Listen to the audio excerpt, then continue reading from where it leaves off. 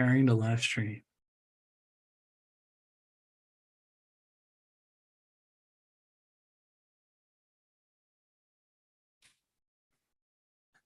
All righty, let's put that away. And we are live on YouTube to all of our many subscribers and followers on YouTube. We're trying to build up, but I am going to get us started here by talking about what's going on right now, which is Hasbro Pulse Con. Well, also Hurricane Ian. If you know, we're in the Central Florida area. We just had some fun with it was just a category 1 for us, but for many folks along the coast, especially Fort Myers area and a little bit more south of that area as well, it was a extremely major storm. So how are you faring this evening, Chris? You know, I feel very fortunate. There's a lot of people that, didn't make out as well as we did. That little shift in the track really kind of helped Central Florida, but there's still, even this area, there's a lot of flooding in certain areas and people without power and internet and stuff. So I'm feeling fortunate. Absolutely. I couldn't agree more. I think just some fencing stuff to put back up, but it's so minor. It's nothing. Coming from someone myself who's always lived in the South, I'm originally from, as many of you know, who listen to our show, I'm originally from New Orleans, so I've been through quite a many storm, and Chris has been in Florida enough that he's ridden through a few storms now. Yep. So he can start calling himself a veteran real soon. I don't know if I'd go that far, but we're getting there. Getting there, yeah. But all hurricane stuff aside, we're thinking everybody, especially we know of a lot of folks, especially in the areas near the University of Central Florida. They've had a lot of flooding, a lot of students who are out of homes and things like that. But I just want to say, I just wanted to bring that up, that, I know we're talking about something fun, but we should still be aware of this tough stuff that's going on. And hopefully we bring a little bit of joy to those who watch this. And so we had a toy somewhat con today, right? It was virtual. It was post-COVID, but it was still virtual. And it had a whole lot of pomp and circumstance. And we went through half of the brands today on day 1 of Hasbro Pulse Con 2022. Yep, year 3 of Pulse Con, which I think that this is going to be something they continue doing going forward. A spring event and then a fall event. COVID's kind of changed the way they do things, and it's a fun little event. I know I was looking forward to it, and then of course, as we've mentioned, we kind of had the hurricane. We didn't know what was going to happen. Things were changing on an hour by hour basis, but here we are. So we're able to partake in day 1, and interesting day. Like you said, there was a lot of pomp and circumstance surrounding this, especially that little intro that they had. And I'm drawing a blank on the guy they have hosting it. a little over the top for me, but it was still, I know that's what he's there for. He's there to be the hype man, and he did hype it. But, I think we should lead off with Selfie Series, because they hyped the heck out of that. And every, the main host hyped that. And then every panel that had figures that were part of that Selfie Series hyped it too. And I got to tell you, man, so $60 was the original price when they made this announcement, a couple months ago, when it leaked, and then they had to kind of get in front of it, or behind it, if you will. But there were some rumors a week ago, right, that some people were saying they were up in the ante to 80, but then a lot of people were surprised today when the real announcement came. Well, I think what they said today is it will be $79.99, but for this weekend, they're holding it at that $59.99 as an introductory. So during PulseCon. Now, I played with this right now. I'm not getting this. I'm just going to put it out there. They don't have a Jedi, and I'm not even going to entertain this until they have a Jedi, and I won't entertain this at $80 either. We mentioned this on our last episode. If you haven't listened to us, make sure you check us out on Podbean, and wherever you listen to your podcast, may it be Apple, iTunes, or Spotify, or Audible, or Amazon, or Google Podcasts. We're on every platform you can find us, and we're also on Instagram, Facebook, as well as Twitter. So make sure to check us out. Just type in TOTH, TOTH, or Thrill of the Hunt podcast, collector podcast. You'll find us real quick. We're one of very few that like to search for Thrill of the Hunt, especially when it comes to collectibles, right? But sorry, I had to do a little housekeeping there. But to get us back on track. Yeah, we talked about last episode when we were talking about our episode on conning around, and we talked specifically about how we felt about the selfie series. Yep. And we talked about the Jedi characters. I brought up and we talked and we reminisced about Star Wars weekends in the past when they used to do kind of a selfie series in a way back then when there really wasn't selfies. They used the brand new technology. They brought it there to Disney with the 360 cam. And they also had that at Celebration a couple of different times as well, where they would scan your entire face and turn it into a stationary figure, not an action figure. You couldn't move the arms and legs and have articulation, but right, it was placing your face on a figure. Yeah, exactly. And those were a little bit more expensive, or about the same price, but the technology was still evolving. Yeah, and it was an experience too. Yeah. Right, because you did it there. You didn't do it yourself. You did the scanning stuff was there, and you did it on site, and then they sent you the figure weeks later. But with this one, what's interesting is not only the price point. I and some friends played around with it. We were sharing texts earlier today, and I'm not seeing a whole lot of likeness. When I did mine, I didn't feel it like looked like me, and all of my all my friends that did it, none of us felt like it was really getting close to what we look like. And the other problem is that these are actually going to be 3D printed. These are not going to be done like they do the heads for their regular lines. These are actually 3D printed. They contracted a company. And the other thing is, they're warning people, these are going to be like a resin. So it's not like, oh, I can get it and then pop it off and put it on something else. You're going to risk damaging the head. So they've kind of got you. It's a no novelty. Kid bashing with your own self. Yeah. We're going to make you wait for that Jedi figure. A little blue tack, you could make it work. You could. The facial hair, it does capture that, but there's also options, and the options actually work better than trying to capture your facial hair. And then there's hair options for you because it doesn't really capture your hair. Nice. So you kind of got to get like your hairstyle as close to you as possible. So it's not perfect, but I could see it, working well for some. At $60, maybe if they had, right figure at $80, I'm out. Right. Yeah. I mean, we talked about this before. You could commission somebody to do a custom head of yourself and not pay much more. And it would probably not only look closer to you, but it's going to have more detail than these are. Yeah. But anyway, they are really pushing this selfie series. I saw a lot of people posting their pictures and stuff. It seems to be something that people are at least playing with. I don't know how many people are actually purchasing them.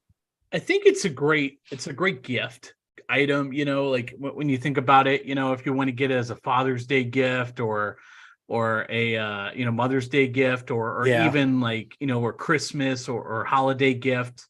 I think it works there really well, but I think it's not something that's going to be a consistent purchase. It's got to be for a special situation or opportunity. Right. That's kind of how I see it. But we'll see how it goes. I mean, the numbers will tell the tale, right? How many they sell, how popular it is, the critiques they receive from the companies and fan sites that follow them and involved with them. But I'm curious to see how it goes because you do have, them, like you mentioned before, working with a third party. That's interesting. That's something that hasn't been done before typically. Yeah. With a major company like a Hasbro going out and contracting out for something like this. So it'll be interesting to see how that works. Yeah, I agree. So we'll see. But that was kind of part of the pre-show. I'm sorry, not the pre-show. The day one live stream started at 1.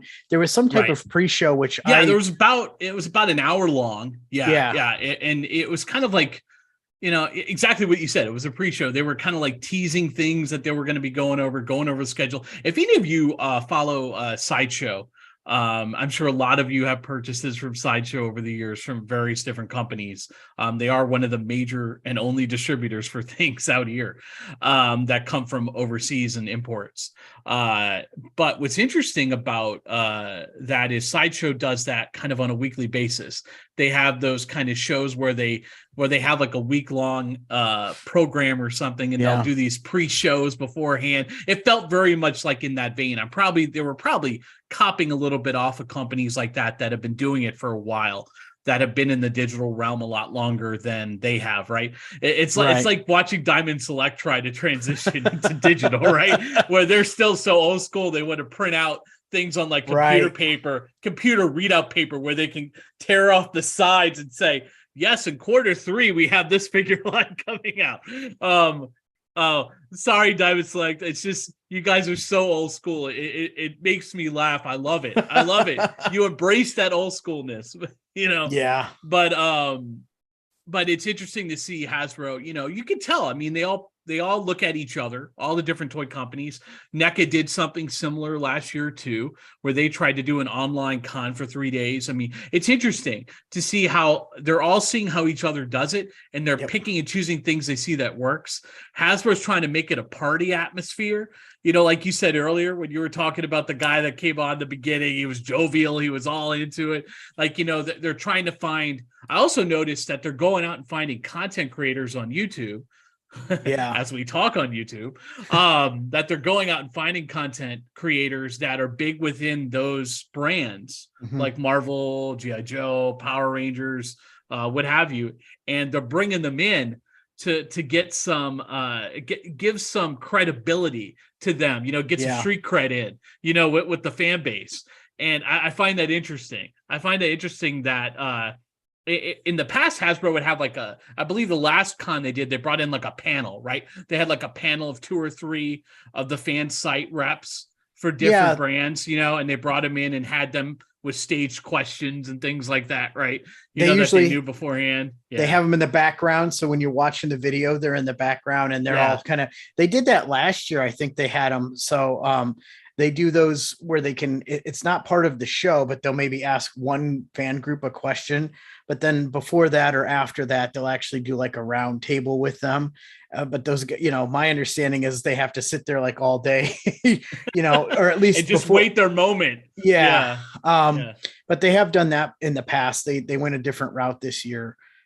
They are all seeming to, the companies are seeming to learn, and they're kind of moving to this hybrid where we're going to do we're going to do some of these bigger cons, and we're going to do some of our own online stuff. And we're going to go that route with the way we handle our reveals and our news.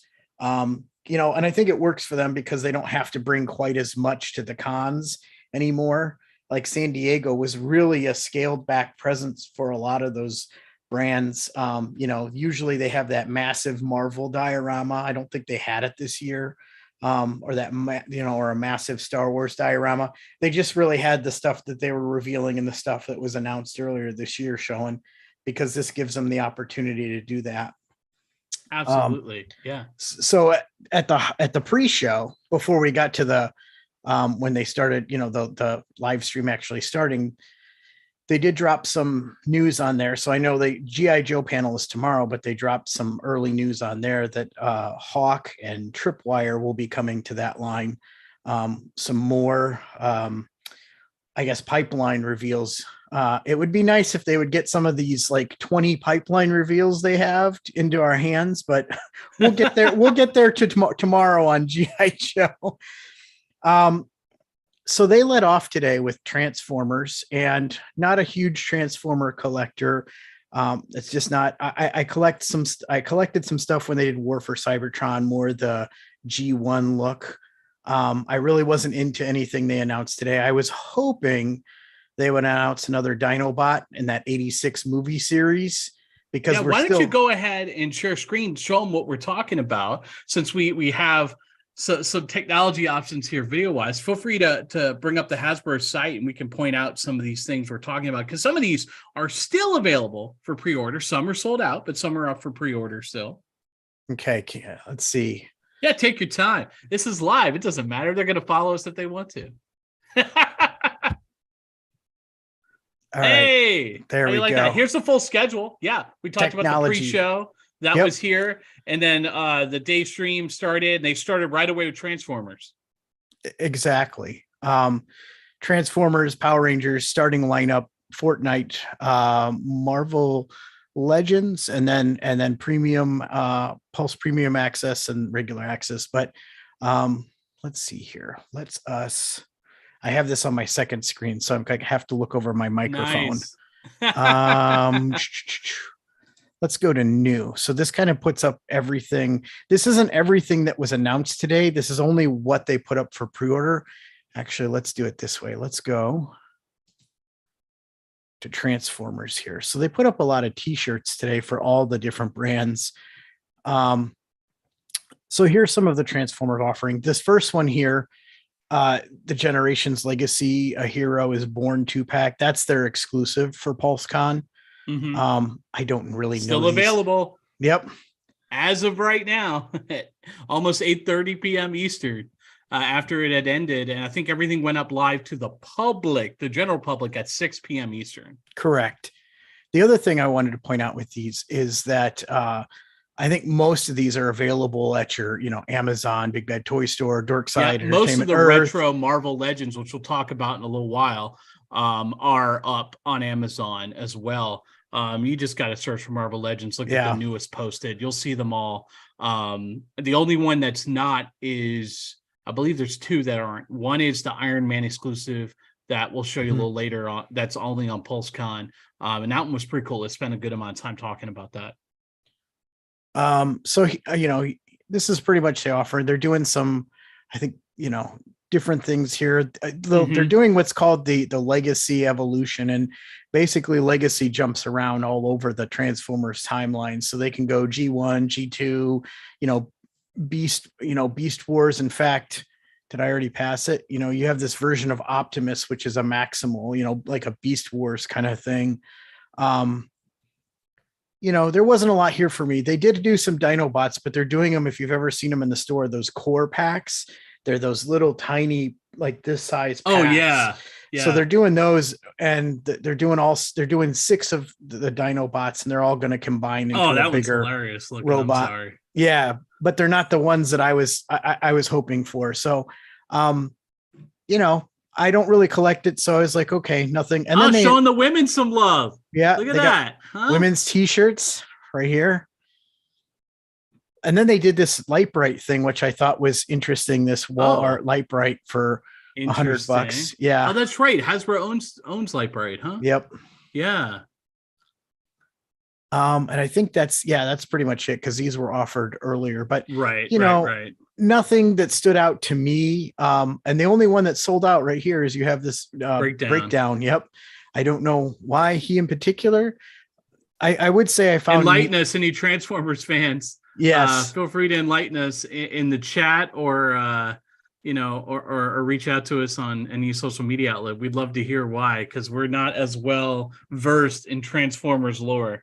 Yeah, I can give you some G1, and then that's kind of where I'm out.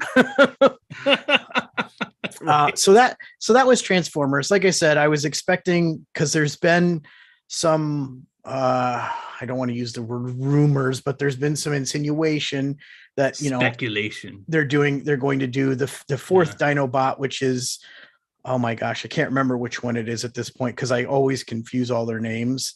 Right. Grimlock I can remember, and Swoop I can remember, but the other 3, they're all S names, so I confuse them. But that was about, all I was really looking for there. So then the schedule continued on. Where do we head to next? So we head to, and this was my favorite panel of the day, Power Rangers. Now, I just want to, before we get into this, I want to point out that Hasbro's kind of had a rough week or two here. So, and we'll talk about the HasLab a little bit more when we get to the Marvel stuff, but the HasLab kind of had some ups and downs. It lost some backers when it didn't make the early bird. And then Hasbro, the one of the things that was revealed for Power Rangers, the Astro Megazord for the the Zord Ascension project, Yeah. that leaked, and Hasbro sent that out. I read about it. It was like some presentation stuff, and they sent it out to sites, and it wasn't supposed to be there, but they already saw it, and that's how that leaked. And then I guess all of Hasbro's Marvel Legends for both comic and MCU for 2023 was sent out by accident. And so that's all leaked. They had a rough week with stuff coming out that they didn't want out there. I don't know. Maybe it was intentional. Maybe they're trying to do something new, but it was a lot of stuff that kind of like leaked, and it wasn't like people did some super secret sleuthing or had inside sources. This was stuff that like Hasbro sent out that they weren't supposed to. But to go on, we went on to Power Rangers. Let me pull that up. And I on Power Rangers, I put some pictures up on our social channels. I actually took pictures of my television screen while it was going on and put those up. Let's see here. Here we go. So you've got some. I'll start with these Street Fighter ones. I'm not really into these. This is not my knowledge base. This is all Chris when we talk about MMPR. Well, I was going to say with the Street Fighter stuff, I don't really know too much, but I know that there's a Street Fighter versions of these guys in their Power Ranger suits in the video game. They did 2 of these earlier in the year. I think Ryu and Chun-Li powered up. And here they've done like, it looks like Cammy and Ken. So I know the character names. Unfortunately, they don't come with their regular civilian heads, which I know a lot of people were disappointed with. But so they revealed the other 2 today. So these, I think they said that there was 4 of them. So this completes the set of 4. Then we got the new announcements today, which these have been known they were coming for a while. Right. I think 2021 saw Hasbro's Power Rangers team be really ambitious, and they couldn't deliver it all. And so we've been backed up. We've talked about that a bunch this past year. Yeah. Yep. So, but here we're finally getting Dino Charge Blue. We're getting this is a Wild Force. It's like, if you watch. Explain this character to me. Why would you call a character Wild Force Putrid?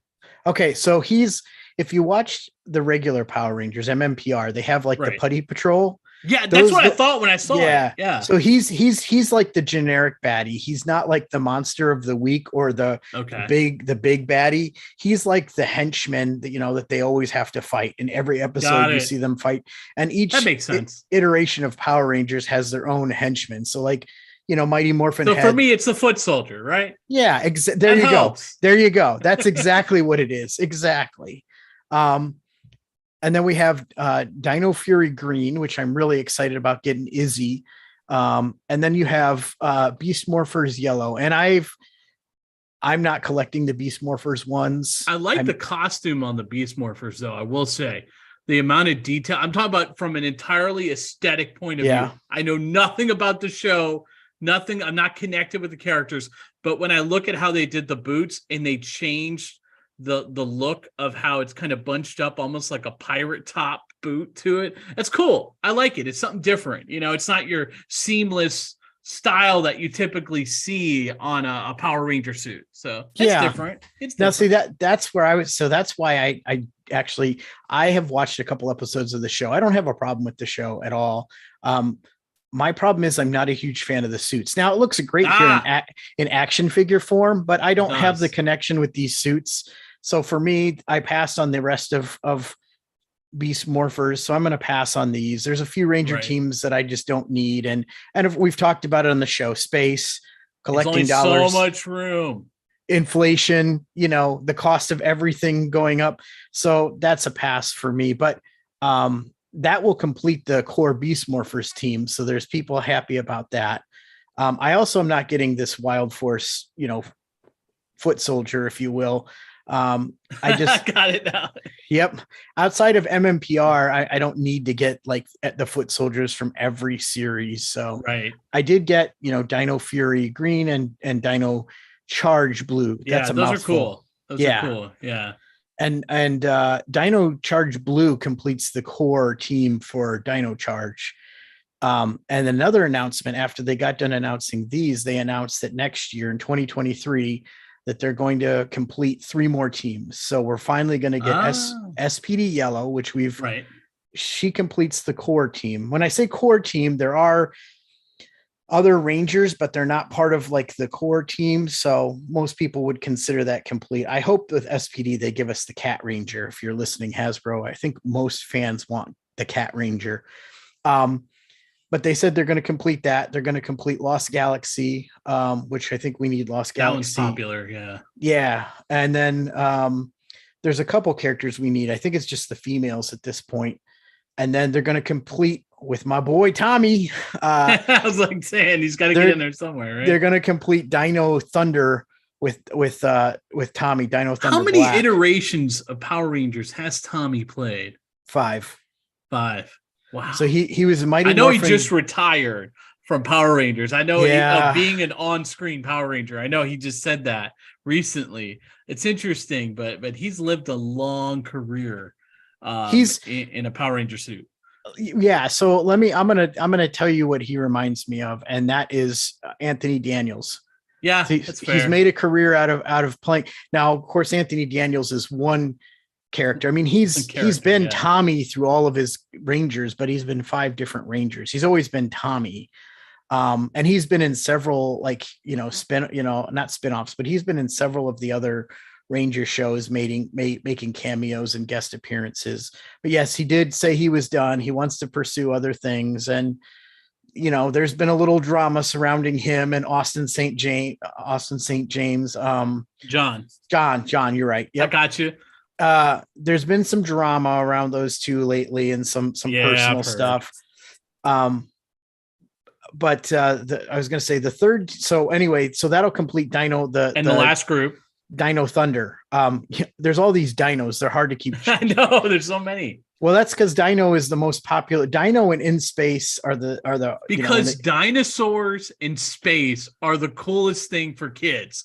I speak from the perspective, I know you can too, from my nephew. His favorite shows involve dinosaurs. Favorite thing he loves to play with is dinosaurs. I don't think that's ever going to go away for kids. They love freaking dinosaurs when they grow up. So yep. I went through that phase too. Oh, we all did. Yep. Yeah.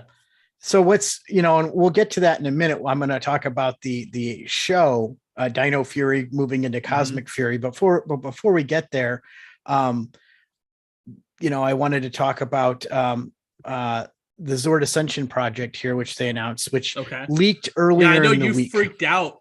I saw that like right away. You were like, you were giddy. You were just beyond excited. Well, here's why. All right. It's not MMPR. And I thought for sure, they did the Megazord and I've the Dino Megazord and they did Dragon Zord. And I went on here and I think I originally had them ordered. I backed off. I'm waiting for them. And then you reorder. Well, right. But then I canceled again. I'm waiting for them. The reviews on the Dino Megazord were very mixed. And while it has articulation, I think that out of the gate, there's some room for improvement. And a lot of people that did review it said, you know what, if you can get it for, 100, under 100, then it's worth it. And that's what I'm waiting for. I'm waiting for it to go.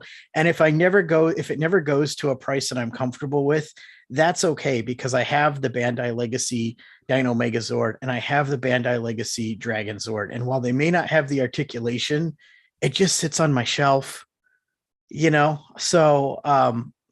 what's interesting here is I expected them to do Titanus. I shouldn't say I expected them. I think that I was hoping they wouldn't do Titanus. And I thought if they're smart, they won't, because Titanus is the third part of what makes the Ultra Zord. And basically he's just a carrier Zord. He doesn't turn into a robot, and you stick the other two inside him and it makes us.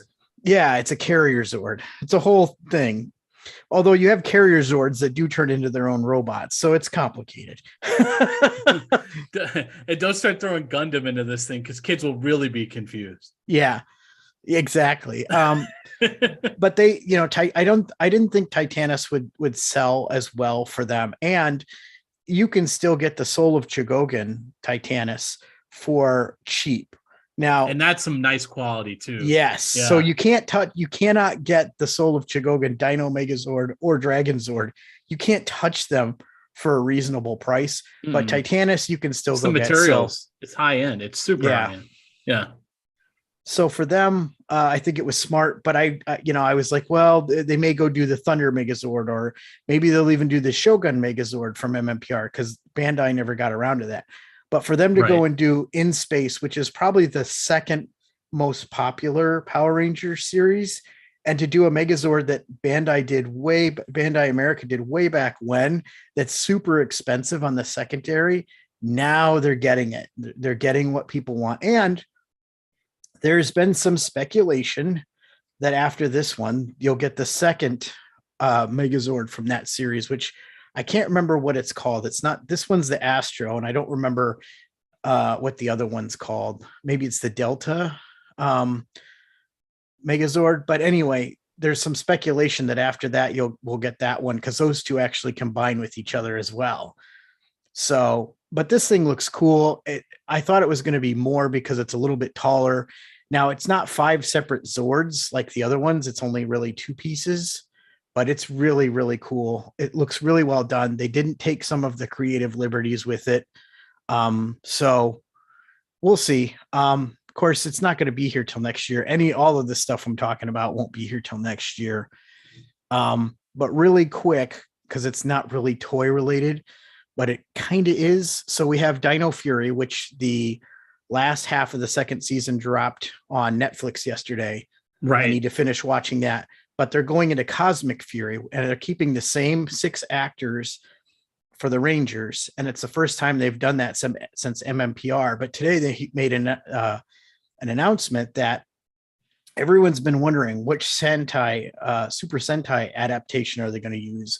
And they basically said the suits are going to be original, but the mecha or the Megazords are going to be from Super Sentai Q Ranger, which is probably my favorite Super Sentai. I'm a little disappointed they're not using the suits, because now we're never going to probably get action figures, because Japan they don't do the action figures. They focus more on the robots over there. They do more of those vinyl toys that don't really have any articulation, or they only do like the Red Ranger. But they're going to use the mecha from that Super Sentai. And you probably know it, Brian. It's the one that I sent you pictures of. It looks like he's got all these like bubbles on him. They're called Kitamas. Oh, yeah. I remember that. Yep. So, and the nice thing is if Hasbro does their own version, I don't feel the need to buy any of it, because I have all the Japanese versions anyway.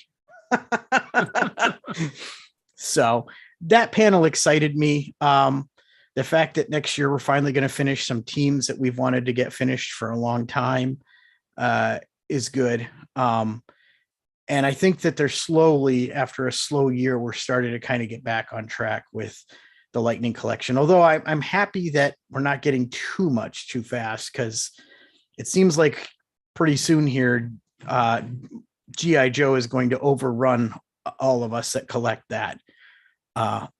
So anyway, I think next was, I'll go back to the schedule here. I got it already here. I'm gonna take over sharing here for a moment. Yeah, there you go. I got this all covered. I prepped here. So let me go to screen 1 here, and I'm going to share here.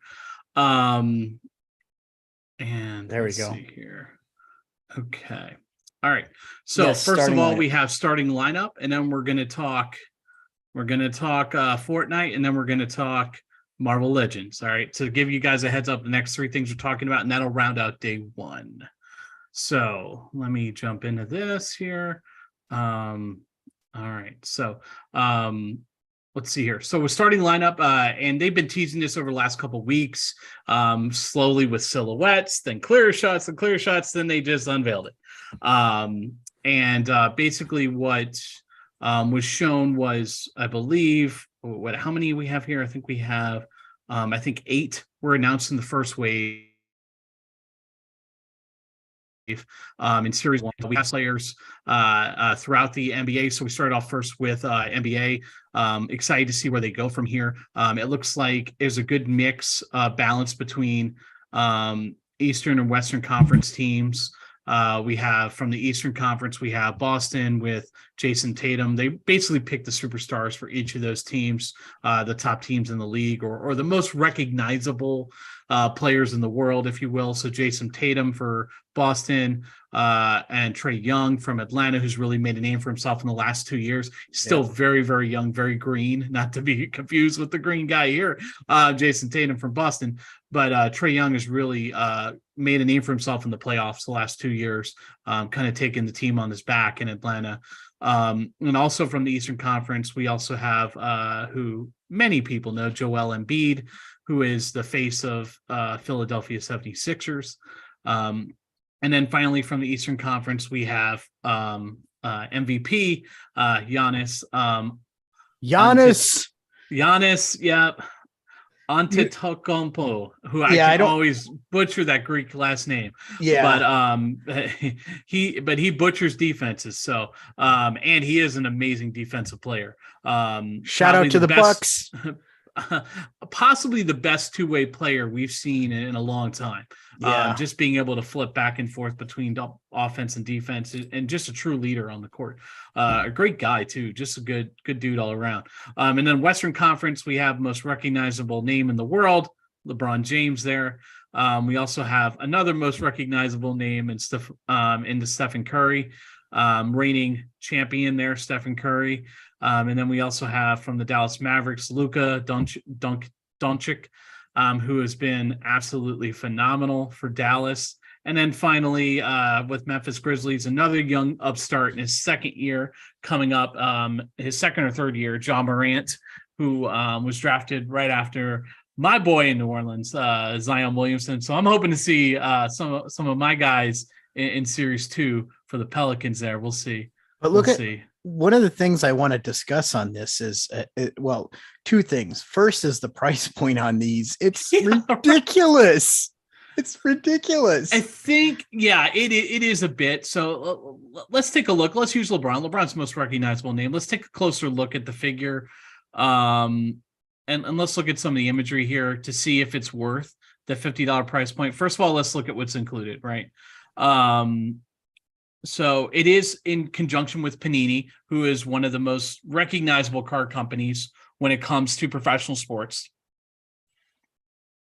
Well, I'm going to point out too, like I'm not a fan of NFTs, so that rubs me the wrong way too. I'm not a big NFT person either. Yeah. But look, you get that Panini card there, NFT. What I'd like to see is, so I'm trying to see, I'm guessing those are butterfly joints at the shoulder. The head sculpt looks good, but once again, that's a render. We don't know exactly what the final product is going to look like. So now, it looks like we have pinless body structure here. So that looks good as well. But go ahead, Chris. I was going to say, obviously they've paid Nike some money. Oh gosh. Yeah. That's where the most of the money is going to come, is right here. Is getting those rights. Ask Hot Toys when they produced, they didn't even pay to get the Nike's shoes for Miles Morales from Into the Spider-Verse Hot Toys figure.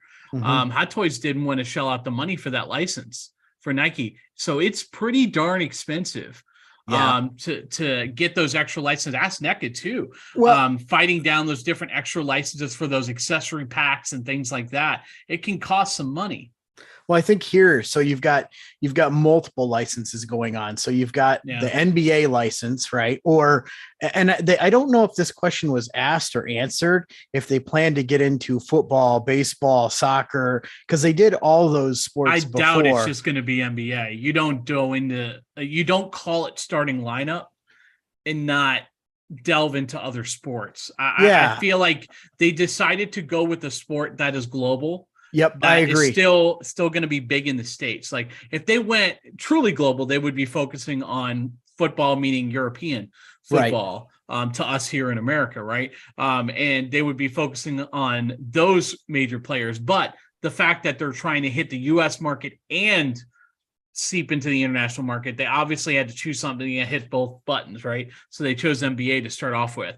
But as you said, they were into baseball. They had NFL. They even had hockey. They had they had hockey all too. of those. Yeah. And then, like I said, internationally, you could get they had soccer ones as well, because I have some of them for international players, also club teams. Mm-hmm.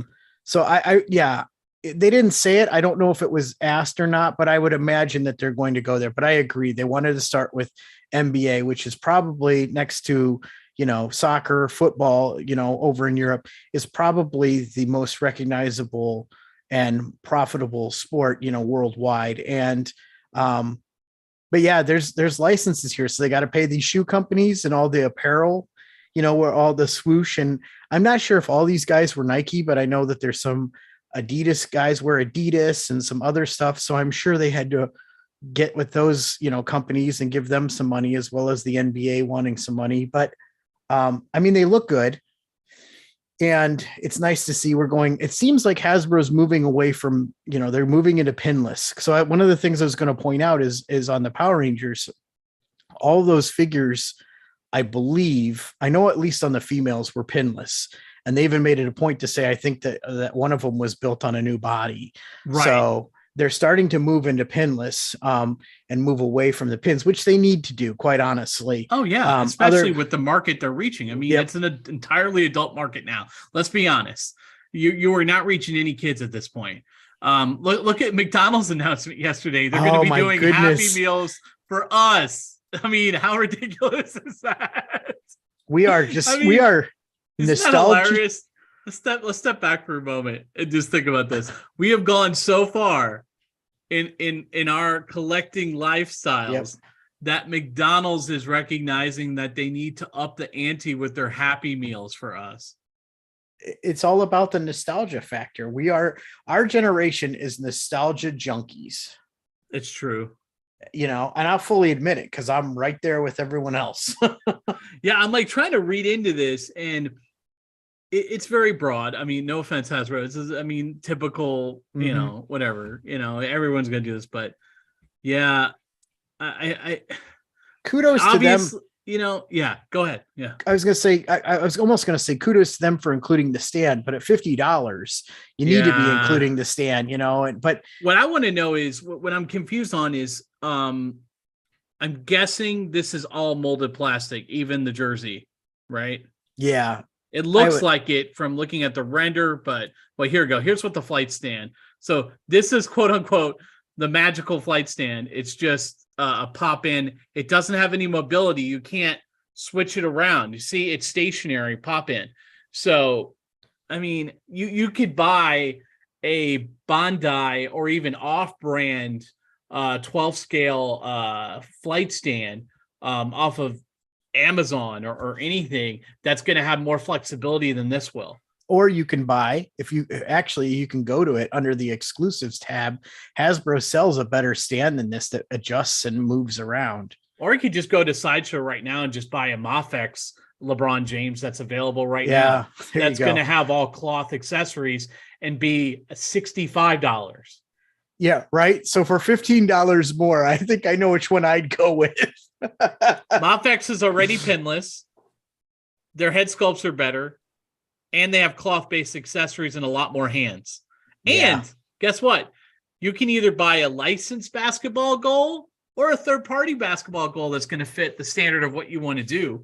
I don't know. I feel this is a big reach for Hasbro here. I feel like they're tapping into a market that's already been tapped. You already have Enter Bay doing figures at the 6 scale. You already have Mafex doing licensed figures that people can buy in the States, by the way. Mm-hmm. The Mafex figures aren't import only. You can buy them on Sideshow's site. They are legally purchasable in the US. Right. Yeah. And they're competing offers, right? You can buy it from Sideshow. You can buy it from another shop. You don't have to buy it from one place. I agree. I don't know. We'll see how it goes. on one hand, I was glad to see starting lineup return. And then once I saw the price, Yeah. I'm like, because we had starting lineup and then we had Yeah. McFarlane came in and changed the game because his were so much more realistic. But Oh yeah. they were still both statues. They didn't do anything. Right. And I have some of both. I have some Oh, old I still starting have them. lineups and Yeah. I have Me some too. McFarlanes. But the thing about these two is that always, like you're never going to put together a full roster. So if you're dreaming to put together a full roster of Lakers, Especially it's how they're selling it right here in the description. it's never going to happen, right? You might be able to put together like A dream team, right, the all-star team or something, yeah. but you're never going to put together like, if they moved into baseball, they're never going to give you all the Yankees to make the team because they're not going to do the guys who aren't going to sell. They're going to give you Aaron Judge and Stanton and Garrett Cole, and there'll be a two-pack. There'll be a two-pack of of Jones, of Judge, and of Maris. A throwback of Maris. That'll be your two-pack. You're like, that's a great idea. They used to do that with starting lineup. They used to do those two packs. And they'll make an exclusive jersey version only available at Yankee Stadium. There you go. There you go. Product ideas. There you go, Hasbro. Here's the question.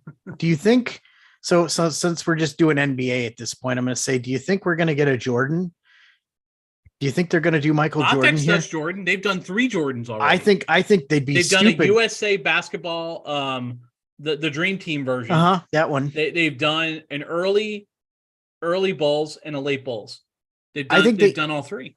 They're leaving money on the table if they don't do Michael Jordan and they don't do him in all his Bulls and then even his Charlotte stuff. But seriously, y'all look up Mafex, the Metacom Mafex basketball, and they've already done a Luka Doncic. They've already done a Doncic too.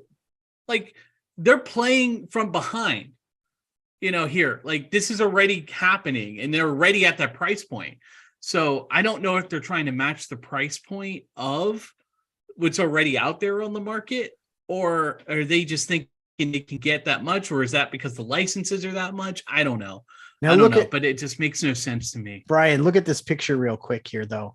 See all the guys with the Nike shoes or socks, and you can clearly see, I don't know what Steph Curry wears, but these guys, I mean, they have the Nike jerseys, but that's because the team jersey is actually Nike, but their own shoes, though. Good catch. They're not, and the socks only don't pick have the Nike promos. Yeah, yep. They only pick the Nike sponsors. So they're only paying money to Nike. Yep, that's smart. Good catch there, Chris. All right, moving on. I've already talked horrible stuff on starting lineup. I'm sorry. We talked a lot more about that one than I thought we did, but I think it's good. I was a little surprised by the starting lineup announcement even a few weeks ago. I get, like you said, it's a totally nostalgia hit, but on top of that, I'm like, business wise, it just doesn't make a lot of sense to me. It's like, I'm going to bring up a bigger example. It's like when Disney Springs decided to invest in a failed platform that didn't do well at Universal in their City Walk area in Orlando, which was the NBA experience. Yeah. They tried to do it at Universal. It wasn't popular. It was around for a long time. It was just there because it was there and they didn't want to tear it down and build anything new or retheme it. Eventually it became the Chocolate Emporium, which is amazing, by the way.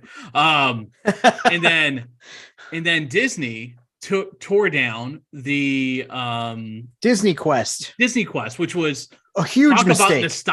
Talk about nostalgia in a box, right? I mean, love that place Disney was Quest. Full of retro games, and it was all free play, and there was some VR stuff in there. It was a lot of fun, and if they would have rethemed that, sorry to go on a tangent here, but if they would have rethemed that, it would still be killing. It would still be making money because that stuff never gets old. It just gets recycled. Yep. And if you lay it out and sell it the right way, it's never going to go old. But they tore the whole thing down, the whole building down to the foundations, and built a brand new building specifically for the NBA experience. Yep. And it tanked. It tanked big time, hard, because they really thought that it would be a big hit, and it wasn't. And I'm not saying the NBA brand doesn't sell, but there are ways to sell it, and I don't know that I don't know if this was the best idea. Well, so I heard someone today say that I think it was the guy who was, I apologize. I keep calling him the hype man, but I don't remember his name. It begins with a K, and I'm just drawing a blank on what it. Hype man. I like it. Yeah, hype man. But he said, he made a point, and that kind of made sense to me. He goes, "This is kind of like intersection of sneakerheads and sports fans." Because I could see sneakerheads getting into this, especially like when you have the fact that these have the Nike symbol just emblazoned on them. You know what I mean? So I'm like, well, that makes sense, but I don't know how much of this you're going to sell. Like, how many people are wanting to spend $50 on this? Like, and you made the great point, for $15 more, you can get something that just ups the level so much more. I don't know. We're going to move on. I've talked way too much about this. We're going to Fortnite, which neither of us know a dang thing about, other than that sometimes they look kind of cool and have some cool accessories, and we can use it with other stuff. Much like on the Foosh, what Robo says all the time, we all hear, like, this is kind of cool. Maybe I can make this work with something else, kind of thing. Yeah. But Fortnite has a great following. Yeah, they do. And they put out some good looking stuff, and you're right. Some of the stuff can kind of be mixed and matched with other stuff. Definitely.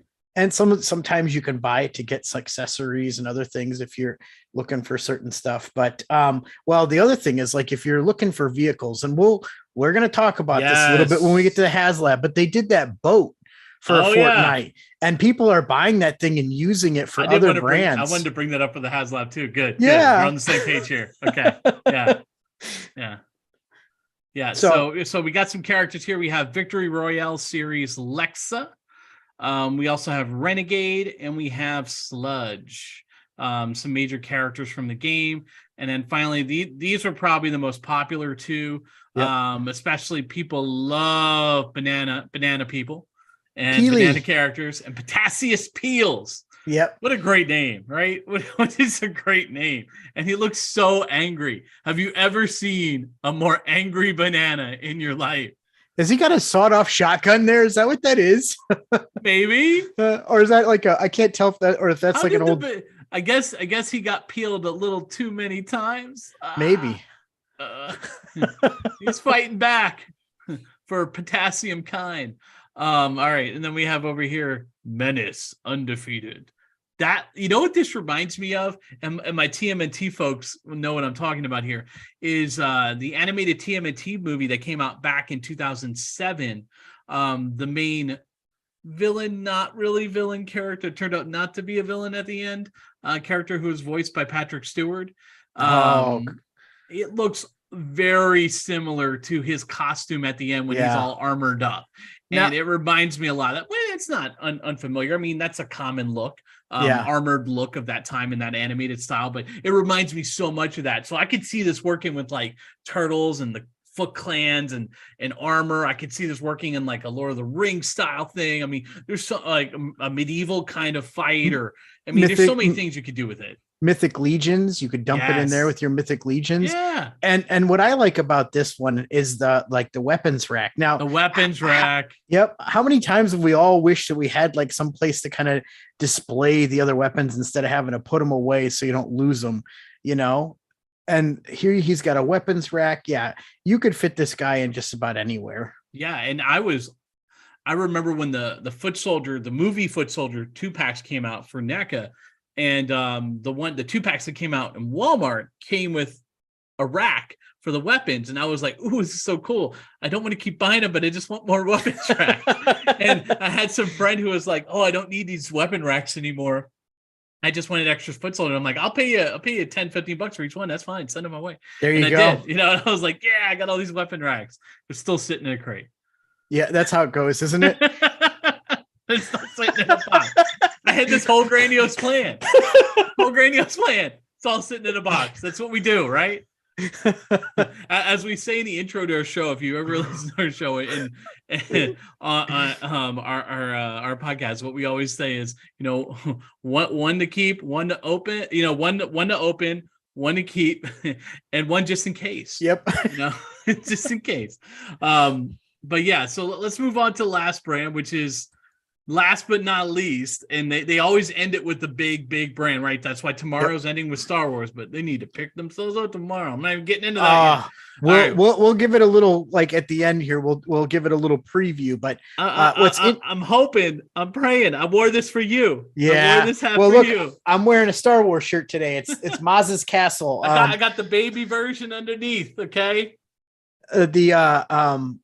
I wanted to point out that last year it was the opposite. So they the whole thing finished with Marvel last time, and I think that Star Wars was actually like Star Wars was the finisher for day one. So they kind of flip-flopped this year.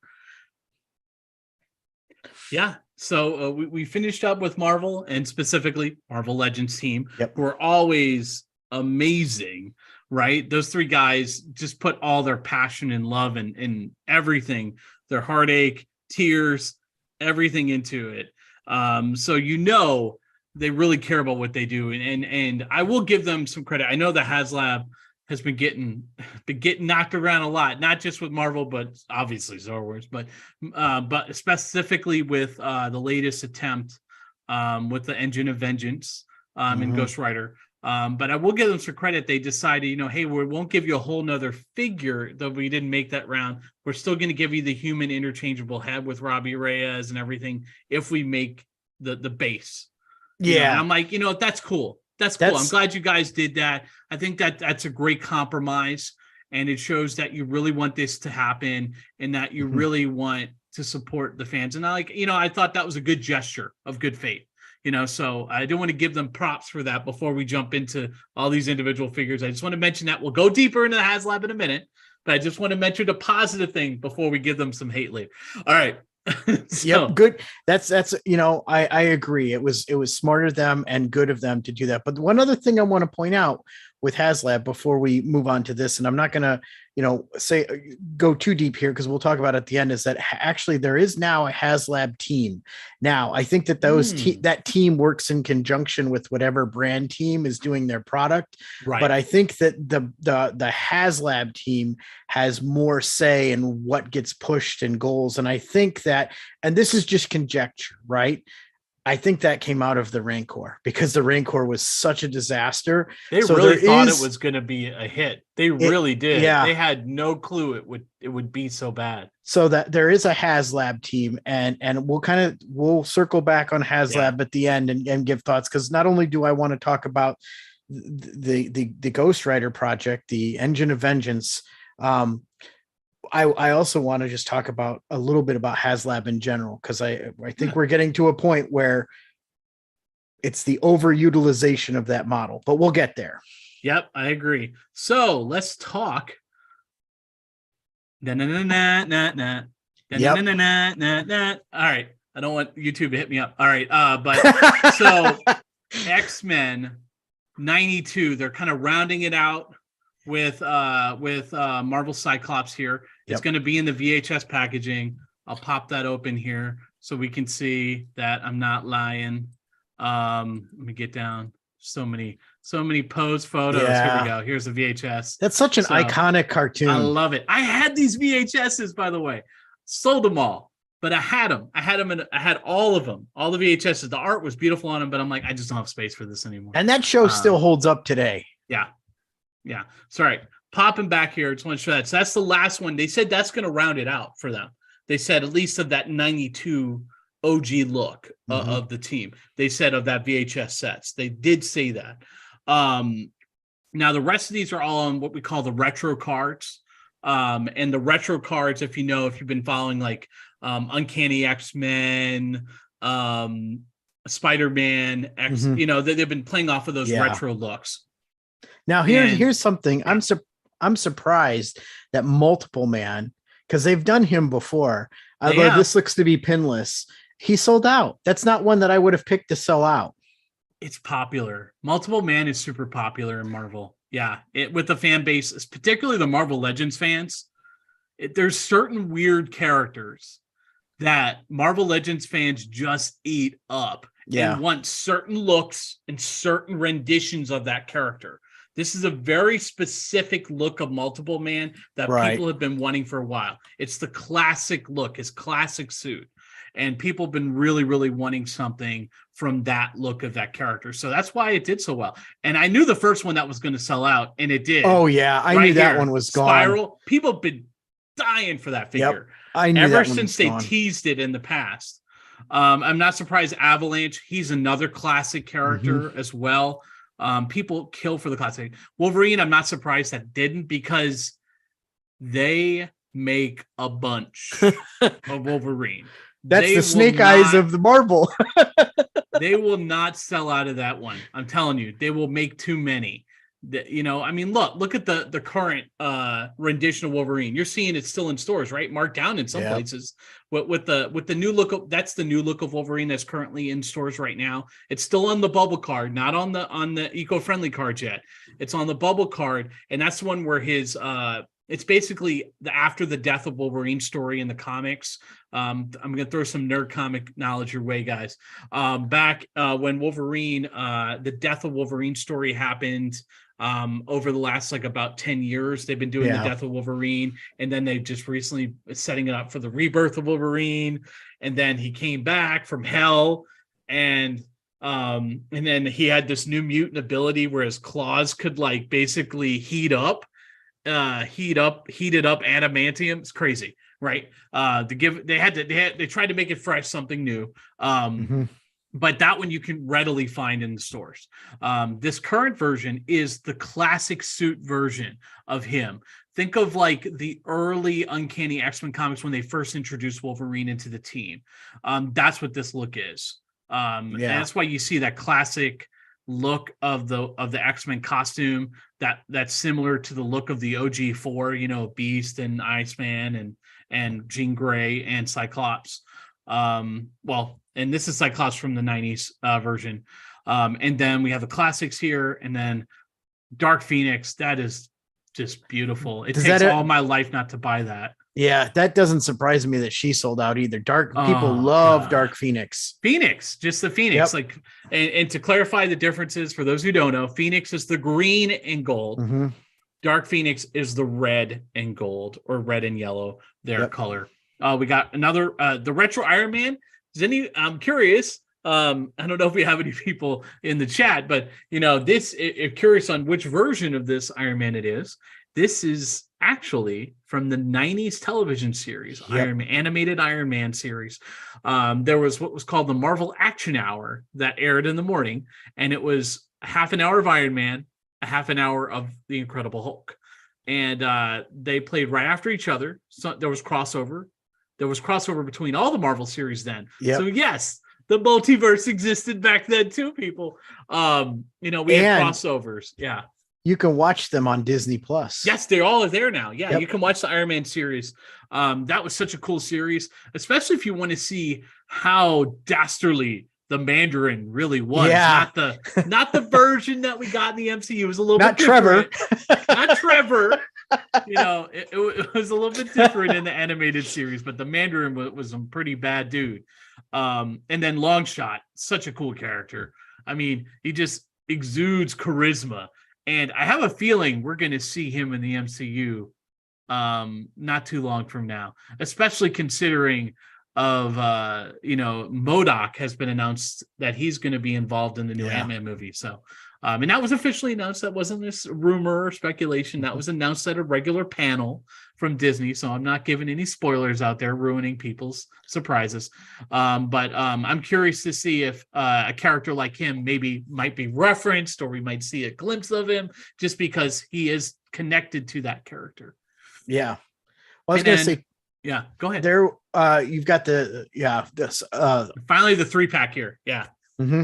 But I was also going to say they showed some stuff today that was not available for pre-order. Yes. So they showed, I really, really want.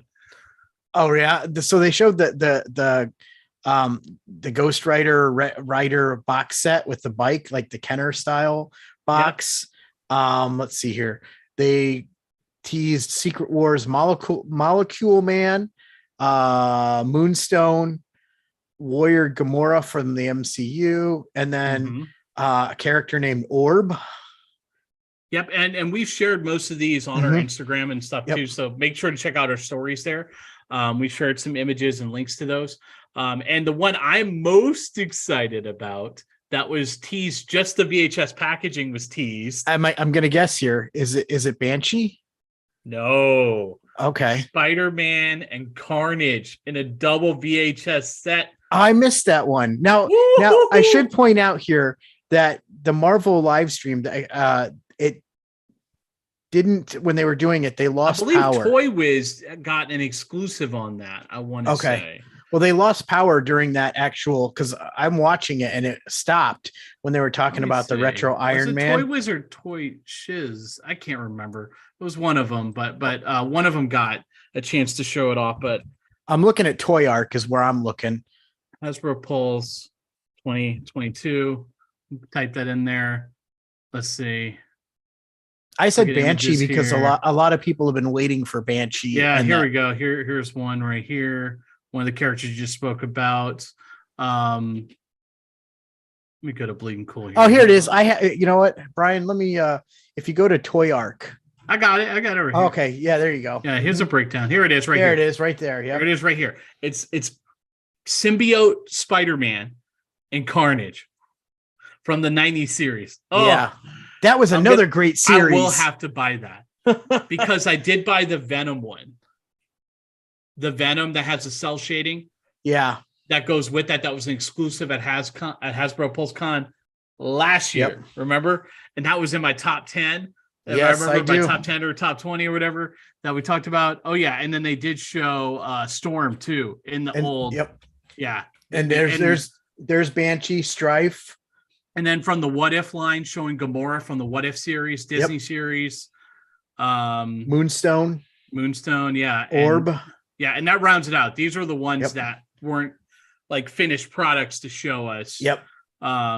These were the ones that rounded it out. Yeah.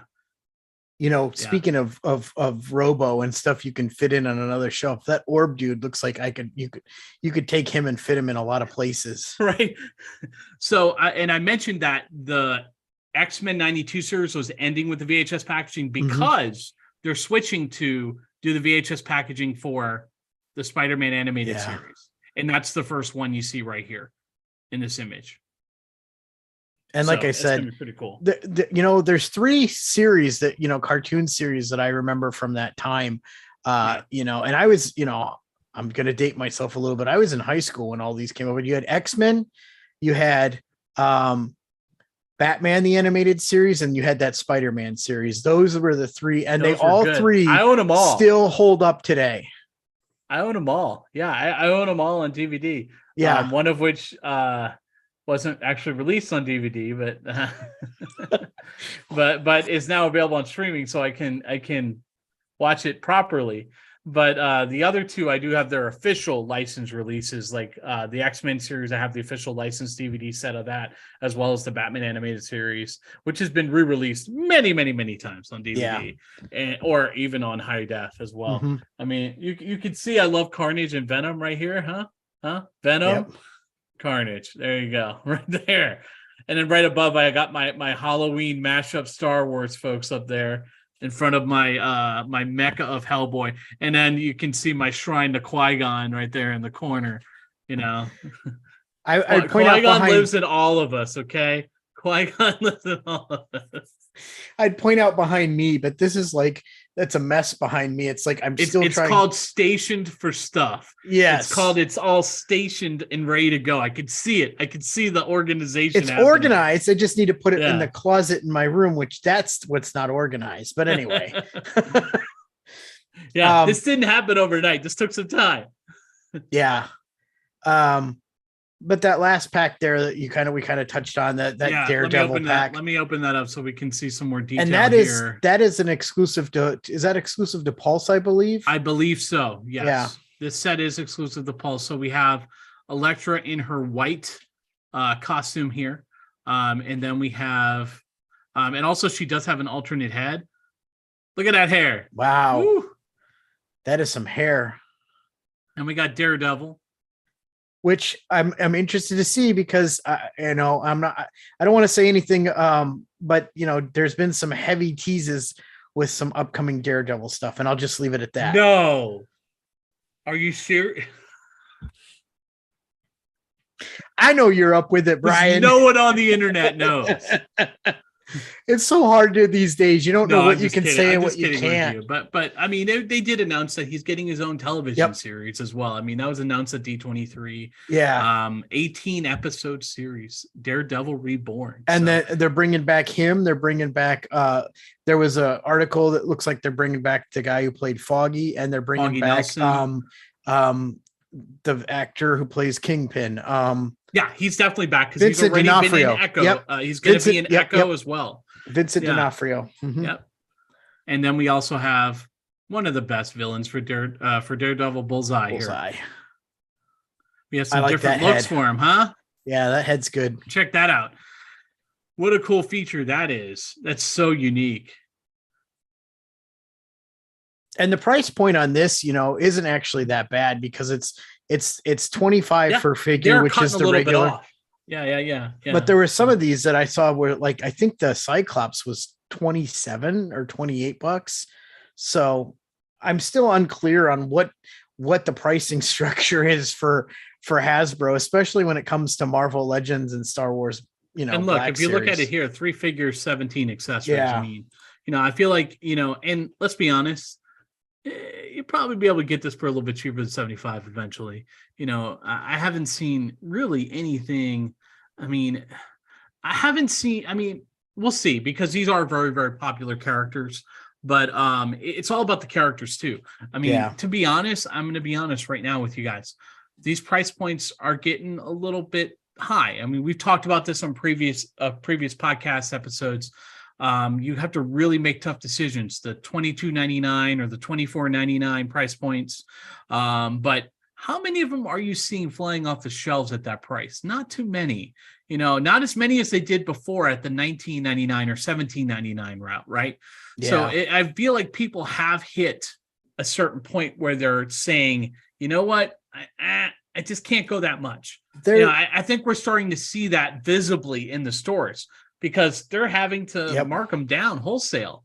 And it's not just Hasbro. It's everyone, including Mattel. You look at the wrestling figures, those Ultimate Wrestling figures, they were marked at $29.99. Now, those are very premium figures, by the way. They come with a ton of accessories. Yep. They're high-level butterfly joints and everything on them. It's like a high-end, almost figure arts look to it.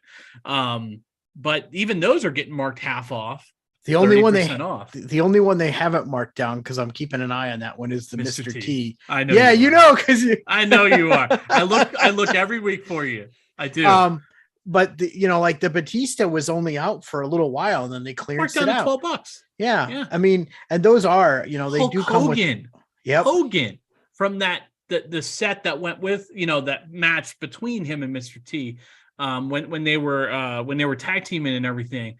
I mean, that was marked half off. Yeah. And I think, one of the things, and we're not going to get into it here, we'll talk about it kind of on our next show, is I think you're starting to see, between inflation and, with everything, not just this, action figures and toys collecting more, costing more, but everything costing more. I think you're seeing the collecting community. You're starting to see some people that are starting to kind of like, turn and pivot a little bit and kind of say, whoa.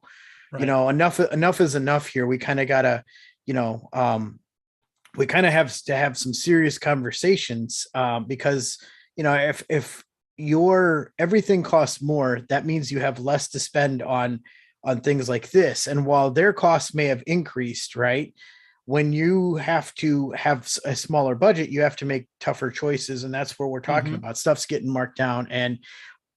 But on the flip side of that, I want to talk about something before we move on to the HasLab that was very interesting. Brian, you and I were texting about this, and that is that Pulse Premium members are supposed to have access to stuff at 5. Yep.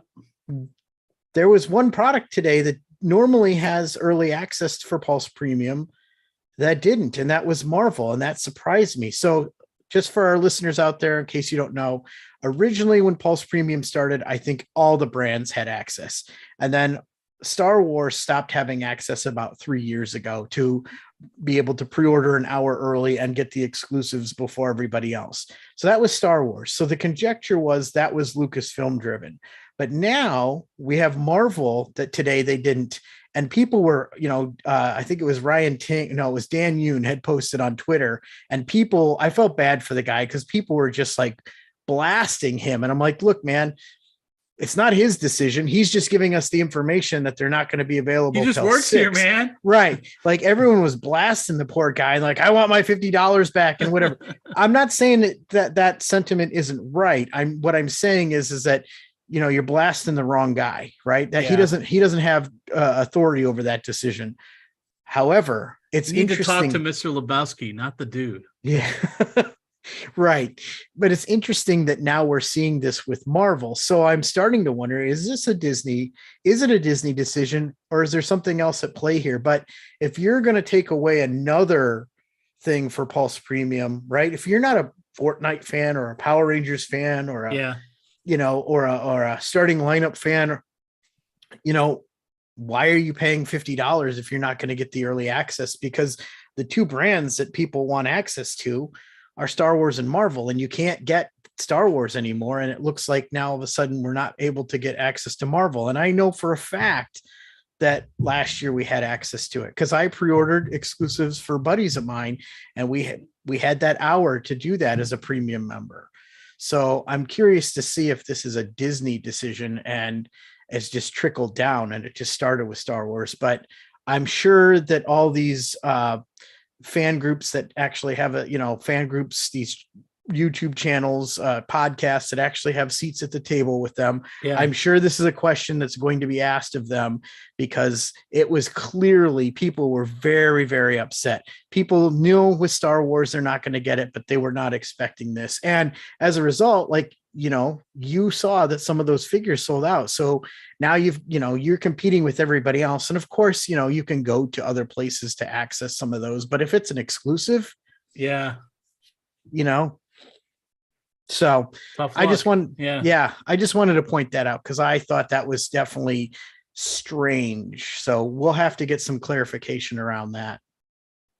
Yeah. Well, let's finish up by talking about HasLab, and I got it up on screen in front of us. Mm-hmm. And if we notice here, the number keeps going in the wrong direction. What does this remind you of? Rancor all over again, right?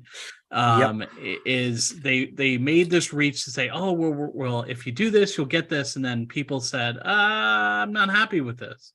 And they started making their voices heard. It kind of reminds me of the same thing when they came out the Rancor and said, and we're going to include these paper goods for you to attach and everything. It wasn't that bad, right? But it seems to be like the same reaction is happening again, where people were just like, I'm not thrilled with, what I'm getting for $350. It looks super plain. The paint jobs don't look great on it. It looks like something I could easily buy from another vendor that's popping out cheap plastic. Yeah. Like nothing about it looks premium to me. The only thing that looks premium to me is the hot glue looking light up covers for the wheels. That's like the only thing that looks unique to me about this product. But honestly, I could print that on my 3D printer in 5 minutes, or I could play with the hot glue and make it look, red, paint it red. Yeah. It's not blowing me away. But Chris, tell us what product is very similar to this that people are starting to buy. Well, I mentioned the Fortnite boat that people are buying, that they're utilizing, for figures out there. So they're buying that Fortnite boat and they're using it for classifieds. They're using it for all kinds of stuff in that 6-inch scale. In a lot of cases, they're not even painting it or trying to do, but that's a vehicle, and I don't remember the cost, but I know it's way cheaper than this. There's also vehicles out there you can buy now. And here's a point I'm going to tell you real quick before you jump into your point, just to finish up. What I wanted to say was, you talked about the boat, but there's specifically an item that people are going and buying instead of this. I don't know if you're aware of this, but Bratz, I know there's the brand Bratz. Yeah, the Bratz car. They're going and buying the Bratz cars and just modding them a little bit, and they work just as well. and those are $30. Yep. $30. Yep. Now that was the other one I was ahead. that was the other one I was gonna bring up was the Bratz one. That's been all over. It's been all over. That's what I was. Yeah, the toy pages, the collecting community. It's everywhere. But what I was gonna say is, Brian, what kind of car is this supposed to be? It's supposed to be a Charger. Right, but it's not a licensed Charger. They didn't license it, so you didn't pay a licensing fee here to Dodge. Not Nike. Do you see a swoosh on the side of that thing? Right. But they didn't, it's just, but it's not actually a Charger then. It's close enough to make you think that it's a Charger, but they didn't license it. So it's not actually a Charger. Right. So there's strike one. Right. And strike two is this thing was priced wrong from the beginning. And here's what I'm going to tell you. Right. The His Tank was $300. And I am on record as saying on our show, and I think it was on the last show. And for the record, I did end up backing the His Tank. I'm just going to put that out there. I did end up on the last day deciding to back it, right? Because I want to be fully transparent. Sure. But the His Tank was $300. And I was on record as saying it was not a good value for money as just the His Tank. But I was on record of also saying with all of the unlocks, it was a great value for money at $300 because you were getting 4 figures, which is $100 worth of figures. And then you were getting, depending on how you wanted to price it, $25 to $50 worth of add-ons for the tank itself, which meant that brought the tank down to $150, $175 right now. Yeah.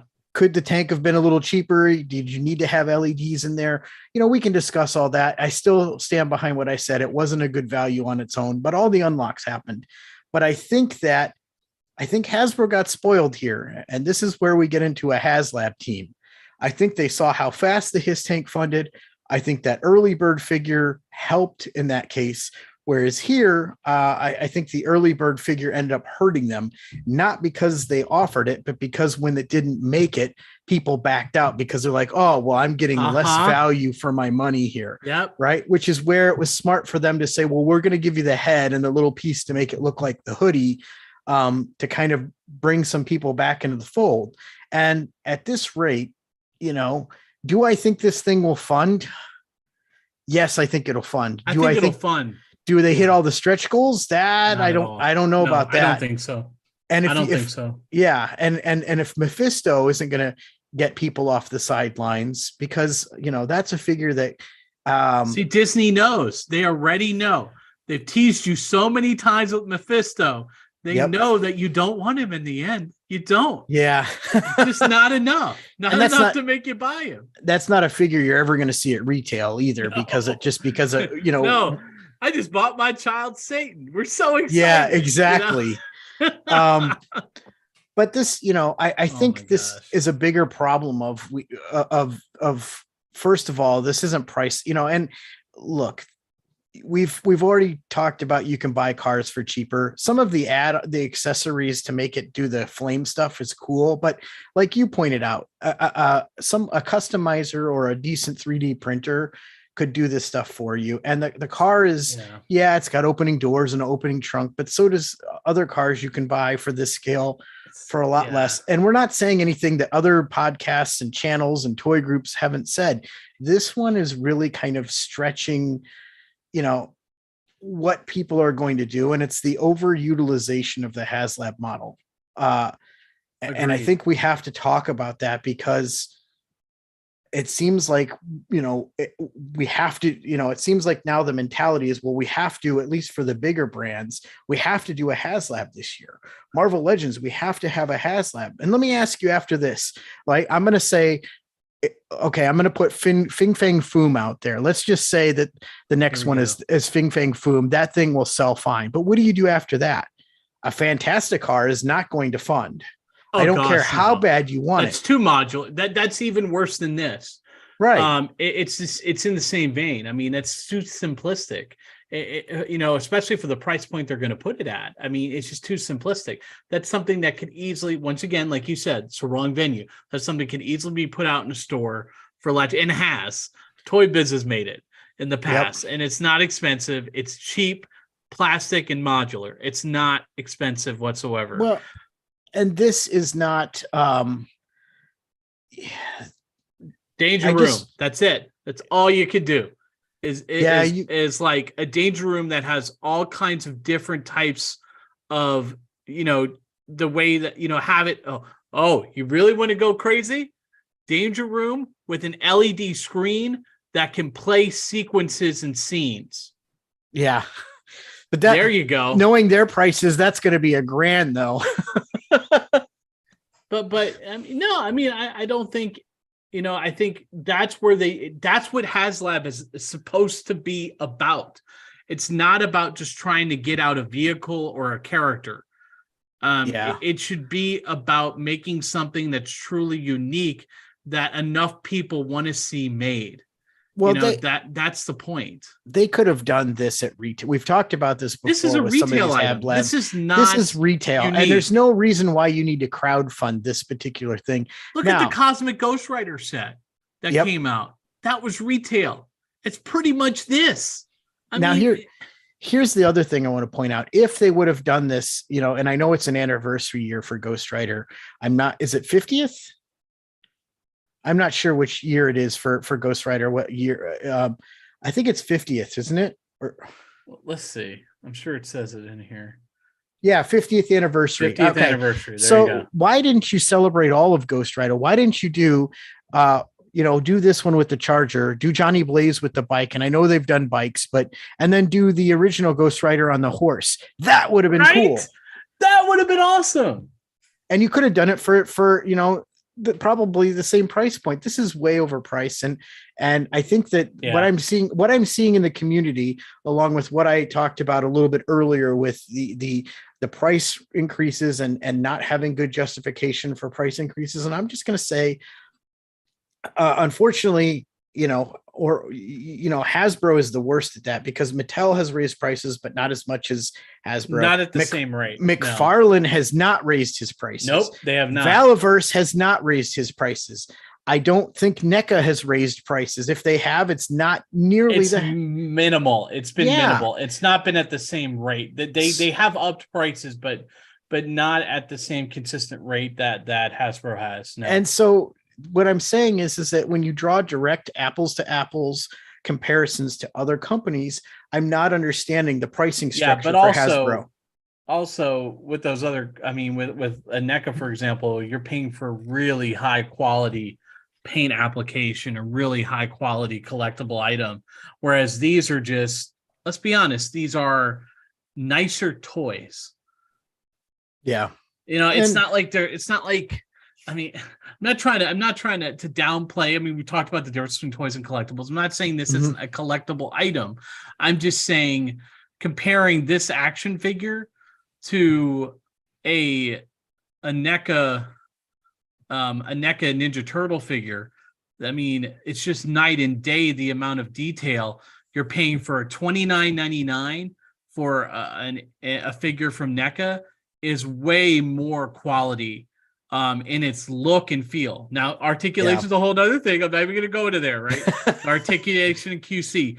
But if you look at the paint application and the attention to detail, and you're only paying $5 more, than what you're getting with this. I'm just being honest here. There's a big difference there. But the gap is so small now between the two on price that it's like, I don't get it. I just don't get it. The backer total tells you everything you need to know here. And so what I'm seeing is, and I'm not saying this is everybody, right? But I'm seeing the collecting community. There's a lot of people that are starting to kind of come around and say, I don't know. you know, Yeah. too much HasLab, too much Hasbro. Your pricing structure is unclear on your regular stuff. I don't know what's a deluxe. I don't know what an exclusive. I don't know what your pricing structure is anymore for your regular lines. Yeah. And then you throw expensive HasLabs in here, and you're not hitting. And the other thing is that if a HasLab is good, if it's something people want, the stretch goals don't come into play, Yeah. right? It And doesn't so matter. when I backed that Sky Striker, and I realized that this might just be me, and that's fine, but stretch goals didn't matter to me. I wanted the Sky Striker, right?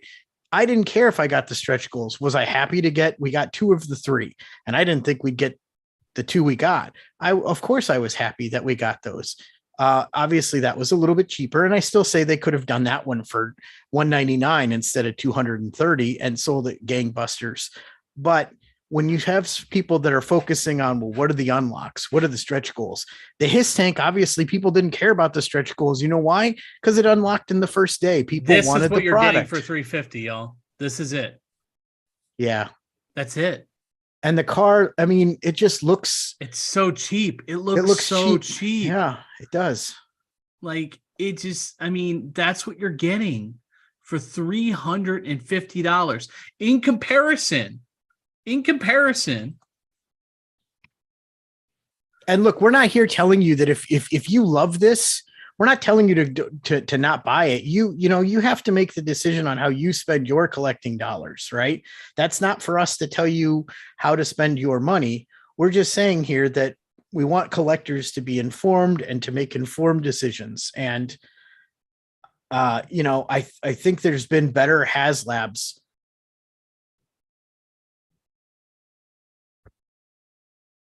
sorry, trying No, to you're good. bring this up. I'm trying to bring this up. Okay. In comparison, you can get the Golden Armor Deluxe 6 scale, the Rock hanging out in your home as Black Adam with this massive base and all of these accessories. If I go to the very end here, for the same, for a $10 difference in price. Yep. I mean, it's just insane. I mean, look, this is what you get for the same price. I mean, And it's insane. Like, I'm just talking about the quality difference. I mean, obviously they're 2 very different things, but yeah, I just want to point out, I mean, like, what you're putting your money towards. I don't get why HasLab continues to be so focused on these big items. Like, I don't understand why we haven't gotten to a point with HasLab where let's do 6 figures in Star Wars that we know we can't sell at retail, that the fans keep telling us they want. And let's put it in the fans' hands. And if they want these figures, and let's price it reasonably too. And if they want these figures, they're going to back it. And let's try and go that. And give them some, let's go old school with it too. Let's go back to the early, and this is not old school, but old school to a lot of people that watch us, is let's go back to the early 2000s and think about how many figures came with accessories, right? And I'm talking about like diorama accessories, other smaller characters that came with a lot of stuff, right? Yeah. Yep. What if 6 figures came together, a whole bunch of different interchangeable accessories that went with the scenes that they were in, and a beautifully painted backdrop that you could put in a DTOF, let's say. Yeah. You know, a DTOF size, you know, and you got all of that. Boy, you'd pay for that, wouldn't you? Everything's right there. You're not having to hunt down accessories here and there. You're not having to hunt down a good backdrop, and you've built your entire scene. Yep. That would sell. That's where I'm surprised they haven't decided to try and do something like that to this point. You know, and they've had, you know, we've had successes and we've had failures, but I think that, you know, I think the biggest thing is that you're getting some fatigue. Yeah, I think we are getting fatigue. And I think let's try to start wrapping up with some positivity. I know we're being down on it because I think we are in a unique time in this industry and in this fandom, if you will, as collectors, that, you know, we've never had as much of a voice as much of a disconnect at the same time. Yeah. Right. You know, we can voice our frustrations. We can hit those notes and connect with our audiences, but there still seems to be a large, a large impasse there, a large disconnect between us and those making decisions at these many companies. And in particular, what we're talking about today with the HasLab stuff. But Yeah. Chris, I think you had a point you wanted to make. I was just going to say, let's kind of like, we'll finish our thoughts here and then let's kind of talk about what's coming up tomorrow. Just kind of run through the schedule and maybe what we're looking forward to or what panel we're looking forward to tomorrow. But you're right. We have more choices than we've ever had. Like I said earlier, nostalgia, our nostalgia is constantly being played on. The golden age, as you like to call it. But there is, and there are some disconnects. And I think that, as fans, we're happy to have some things, but we're also trying to point out some of the disconnects. And we'll just kind of leave it there for that. So day 2 tomorrow, October 1st, Saturday. Yes. We start off with Chris's most favorite brand for tomorrow. Yes, and this is where I'm foreseeing the bulk of my collecting dollars going in the immediate future. That and Action Force. But yes, I'm very excited about this panel. Although I'm just going to say this. I love that you've given us so many reveals and pipelines, but just get some stuff into our hands, because the enthusiasm for this line is there, but people are tired of waiting so long in between waves of figures. But then we move on to Avalon Hill brand panel. Now, I'm not sure what this is. I believe this is their a gaming. I have no clue. I have no clue. We have. I'm just gonna be honest. We'll find out tomorrow what it is. And then followed up by Magic the Gathering. I mean, I used to play some Magic in the past a little bit. I'm at least aware of that brand, and that'll be interesting to see how. I mean, it'll always have a huge following. It's big. It's huge. They announced today, so there's going to be some Magic the Gathering Transformers cards, which I thought was an interesting crossover. But hey, I've never played Magic, so I don't know. I'll tell you what, the next one though, that's all me. I cannot wait. It's like how excited I was when they announced Back to the Future figures being made at NECA, is how excited I am with Indiana Jones. These are probably, some of my most favorite properties that there's just not enough stuff for it, not enough in action figure form of it. So I cannot wait to see. I know we were teased today that the first wave will be, and Chris actually got it out to me before. I was thankful he sent it to me when today. The first wave will be all focused on the original film Raiders of the Lost Ark, 6-inch scale figures. So I'm hopeful that it looks good, because we have never had a well-made Indiana Jones figure. Well, now you've got the face print technology, so we should be able to get Harrison. Well, although there are some bad, there are some bad Star Wars Harrison Ford figures. Yes, there are. Well, the closest thing we ever got to a really good Indiana Jones figure at that scale was the Figma Indiana Jones figure that was made. That's an overseas figure that was made back when. And that's always a hard one to hunt down. So I'm super pumped about this. I'm going to be buying. That's like the one thing Hasbro's got me on the hook for, is Indiana Jones. But I'm excited too, and I love the Indiana Jones movies, with the exception of one. We're not going to talk about it. Oh, don't start with me. That's a whole discussion. That could be a whole episode in itself. Right. But I do want like a definitive Indiana Jones from Raiders of the Lost Ark. Yeah. And I really, really would like that. And so I might be tempted if you give me a short round and maybe Indy's dad. It's coming. They're going to have to. But I do want like the definitive Raiders of the Lost Ark Indy. And you know what? If you're smart, if Hasbro, if you're listening, I hope that you've loaded him with accessories. No HasLab. No HasLab. We do some good HasLabs with Raiders, man. How about Tanis? Tannis Maparu. I know I'm weird. Okay. Hey, Sideshow did a 6-scale Tannis Maparu. That thing is still gorgeous to this day. But I don't think you would need to do it. Like, I think you could do that without. You don't need to do it. I agree. No, but I'm saying I think you could do it without having to do it as a HasLab. But we already made that point. They don't want to. Yeah, that's true. And I don't know. I don't know why my camera's not working, but it's not. Anyway, it's fine. See, we're more used to being a voice and not physical. It's we fine. are. Yeah. We both need better cameras. And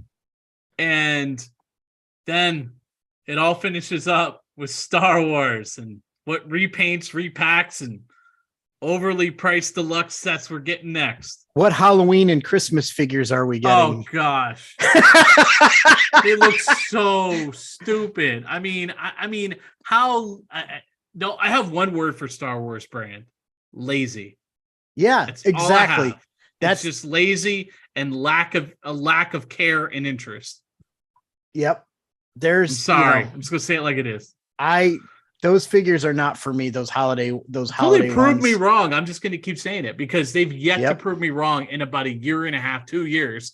It's just been constant repacks and repaints. I agree. They need to get that figured out. I don't know why that team isn't, here's the problem. Somebody's buying it because they keep doing it. So Ollie's is buying it. Ollie's is buying. There we go. There's my video.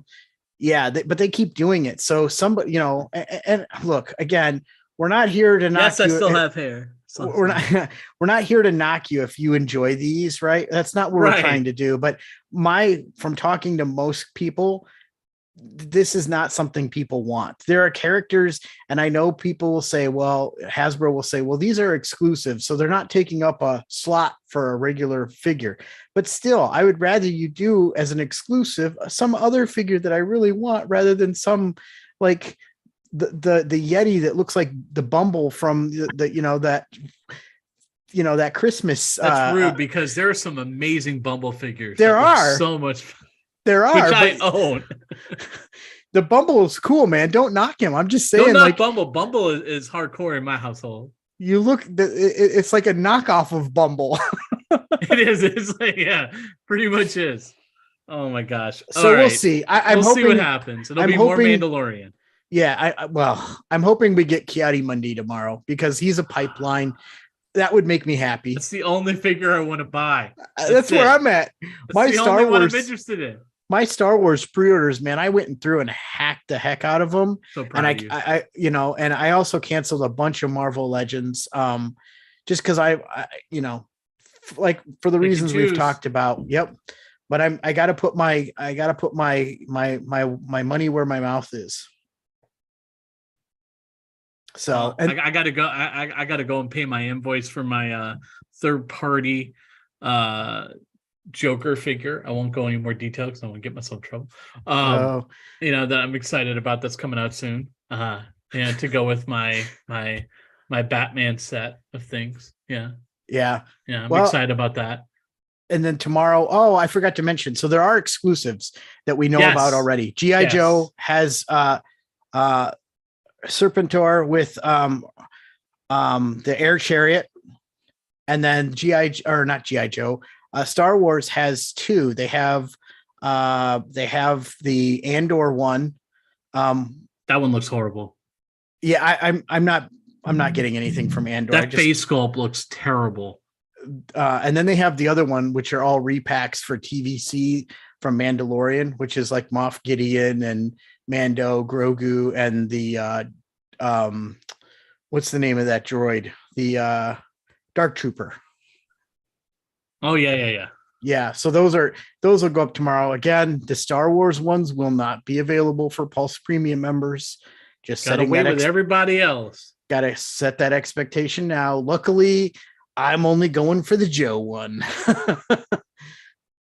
And I am just waiting for either Kiati Mundi for Star Wars or the Carnage Spider-Man set. That's pretty much it for me on Hasbro. And Indiana Jones pre-orders. That'll happen. Those pre-orders will happen for me. And we'll try, I don't know if we'll be able to do another live show tomorrow. Maybe we will. I don't know We'll see what our schedules are, but we'll at least talk about tomorrow's, Yeah. especially Joe and Indiana Jones, and probably Star Wars at some greater length.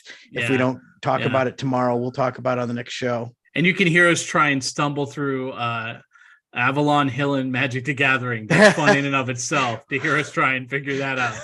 But we'll try and do another one of these tomorrow. We'll see how that goes. And then we'll continue. We'll definitely have a show for November. Our normal podcast show for November. I know I have a vacation coming up, so nice. I know Chris has been doing some traveling as well and stuff going on with on his side.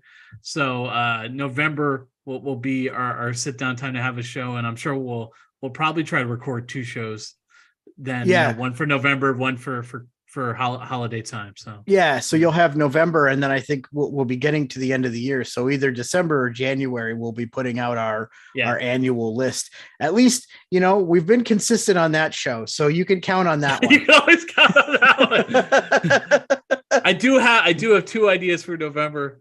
And Chris also had an idea too. That he popped me into. So we have 3 different ideas that we could pull from for November. So we'll see what happens there. It'll probably be a mix of different things. I know one thing I've been thinking about is scale. Like, what scale are you into, kind of thing. Yeah, it's always a fun topic to show how your like changes over time, what scales you like, and how it flips back and forth and changes over time. And then also, I think it'd be fun to do a whole episode on the growth of the third party and custom market, and kind of give you more, like we did our intel on imports. We're going to do our intel on third party and customs and what's going on in the fan community, how the fans are contributing to the collecting. Yep. Yeah. So those are some ideas we have down the pipeline. Yeah.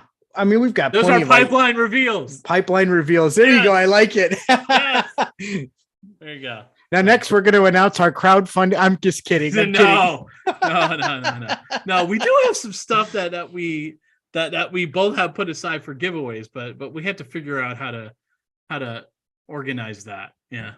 Yeah. And the other thing I'd like to do, we've talked about it, and we're getting to the point where I feel like, we've been on for a while here.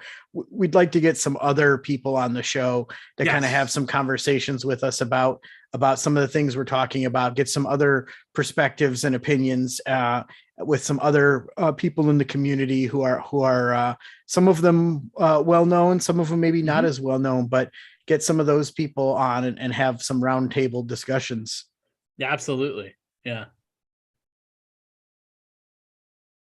Well, I think that about does it for our impromptu talk about Hasbro Pulse Con 2022 day 1. Thank you guys for taking a moment out of your evening to join us. Once again, I do want to say we have the thoughts of all of our folks in Florida as we're going through this time after the storm, and let's hope that's the toughest storm we deal with this year. Let's hope there's no more surprises coming our way. Agreed. And next time you hear from us, if not tomorrow, obviously, next time you hear on podcast wise, I will have taken a trip to Disneyland. So you get to hear all about that. I want to hear about Galaxy's Edge there versus Galaxy's and Avengers Edge here. Campus. Oh, that's right. Yep. Yeah. You can tell me about Avengers Campus, because hopefully I'll be visiting the Paris Avengers Campus at some point in the future. And that one's a little bit different. I watched a video on the other day. So yes, I saw that. That was pretty cool. And also I'm going to be doing the Walt Disney Studios tour as well. So that'll be cool. And I'm going to do Halloween Horror Nights in Universal Hollywood. So I was going to do that with a friend of mine who's going to be in town, but the timing of it just isn't going to work for funding and just other things we have going on. Yeah. But it's on my list of things to do. Sarah, won't do it. She's not a like horror scare kind of person, but Oh, I want to do one of Aaron those. lives for it. My wife Yeah. lives for it. So yeah. So, but we're doing the one in Hollywood. So I've never been to the Universal Studios in Hollywood. So it'll be interesting. And their houses are a little bit different this year than ours. They have a Killer Clowns from Outer Space house. Wow. Okay. I know. I'm kind of interested. That movie scared the bejesus, as they say, out of me when I was younger. And then I watched it the other day. I was like, "What is this? This is stupid." I'm like, "Why was I scared of this?" I'm like, Right? "Seriously, this is the dumbest thing I've ever seen." But anyway, all right. Oh, there goes. Note, now my camera's working. All right, but it works. All right. So now we can physically both say goodbye. See, I was getting you there. Yeah. Ah. Oh wait, there it goes. All right, we're really saying goodbye now. Thanks for joining us. Yes, good night. I don't know why. We'll get this figured out for next time, but sounds good. All right, everybody. Have a good night. Have a good night.